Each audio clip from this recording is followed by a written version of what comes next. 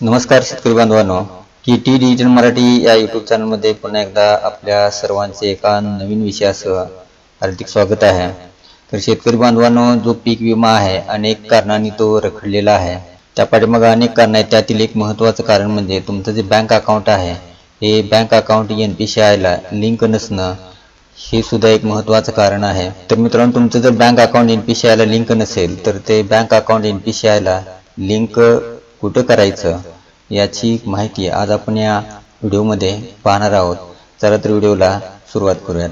मित्रांनो, तुमचं जे बँक अकाउंट आहे चेक झेरॉक्स प्रत, याचबरोबर आधार कार्ड झेरॉक्स प्रत, पॅन कार्डची झेरॉक्स प्रत, या तिन्ही गोष्टी घेऊन तुम्हाला तुमचं अकाउंट ज्या बँकेत आहे त्या बँकेमध्ये तुम्हाला जायचं आहे आणि त्या ठिकाणी जाऊन तुमची जी KYC आहे, सुरुवातीला शेतकरी बांधवांनो तुमची KYC करून घ्यायची आहे।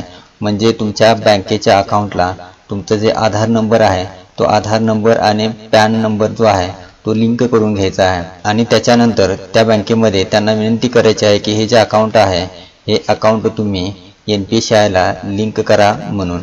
तर त्याच्यानंतर मित्रांनो ते पुढील प्रोसेस करतील आणि तुमचं जे बँक अकाउंट आहे हे बँक अकाउंट NPCI ला लिंक होईल आणि त्याच्यानंतर बाकीच्या ज्या शासकीय योजना आहेत किंवा जो पीक विमा आहे या पीक विम्याचे पैसे येण्यासाठी तुमचा जो मार्ग आहे तो मार्ग सुलभ होईल।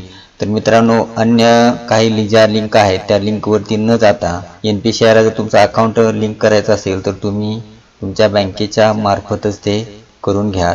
तर मित्रांनो, ही होती आजच्या व्हिडिओमधील माहिती कशी वाटली नक्की कमेंट बॉक्समध्ये कळवा आणि अशाच प्रकारच्या नवीन माहितीसाठी KT डिजिटल मराठी या यूट्यूब चॅनलला तुम्ही सबस्क्राईब करा। जय हिंद, जय महाराष्ट्र।